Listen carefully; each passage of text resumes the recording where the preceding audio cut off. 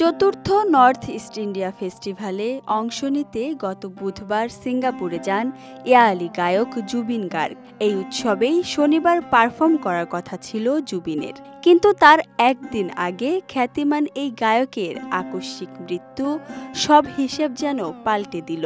মৃত্যুর মাত্র দুদিন আগে একটি ভিডিও বার্তায় তিনি সিঙ্গাপুরের ভক্তদের উৎসবে আসার আমন্ত্রণ জানিয়েছিলেন, যা ছিল মৃত্যুর আগে তার শেষ পোস্ট। বলিউডের গ্যাংস্টার সিনেমার ইয়ালি গানটি জুবিন গার্গকে ভারত জুড়ে পরিচিতি এনে দিয়েছিল। অনুরাগ বসু পরিচালিত সিনেমাটি মুক্তি পেয়েছে ২০০৬ সালে।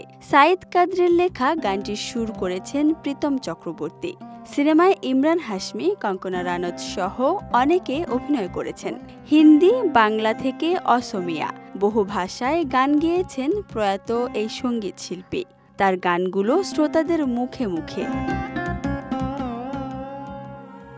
পরাণ যায় জ্বলিয়ারে সিনেমার চোখের জলে ভাসিয়ে দিলাম মনের ঠিকানা গানটি বহু শ্রোতাকে কাঁদিয়েছে। গানটির সঙ্গে ঠোঁট মিলিয়েছেন দেব। কানে হেডফোন গুজে আনমনে প্রাক্তনের কথা ভাবতে ভাবতে এখনো হয়তো চোখ ভেজান কেউ কেউ।